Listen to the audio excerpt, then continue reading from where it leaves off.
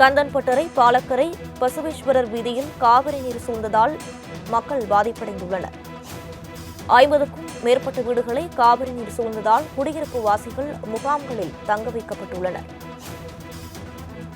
நாமக்கல் மாவட்டம் பள்ளிப்பாளையம் காவிரி ஆற்றங்கரையோரம் உள்ள 50க்கும் மேற்பட்ட வீடுகளுக்குள் வெள்ள நீர் புகுந்திருக்கிறது.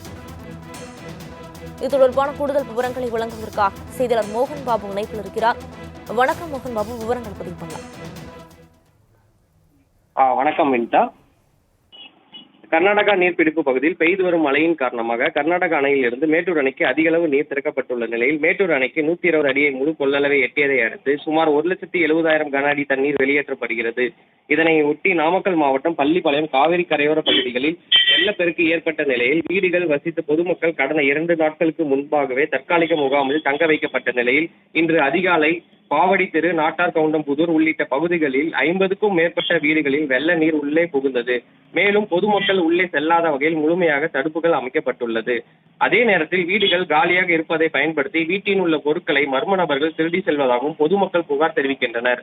மேலும் காவிரி ஆற்றில் யாரும் இறங்கக்கூடாது என மாவட்ட நிர்வாகம் சார்பில் அறிவிக்கப்பட்டிருந்த போதிலும் தொடர்ந்து காவிரி ஆற்றங்கரையில் உள்ள பொதுமக்கள் காவிரி ஆற்றில் குளிப்பதும், துவைப்பதும், காவிரி ஆற்றின் நடுவே செல்வது போன்ற செயல்களை செய்து வருவதால் இது குறித்து காவல்துறையினர் உடனடியாக நடவடிக்கை எடுக்க வேண்டும் என்பது சமூக ஆர்வலரின் கோரிக்கையாக உள்ளது. வினிதா,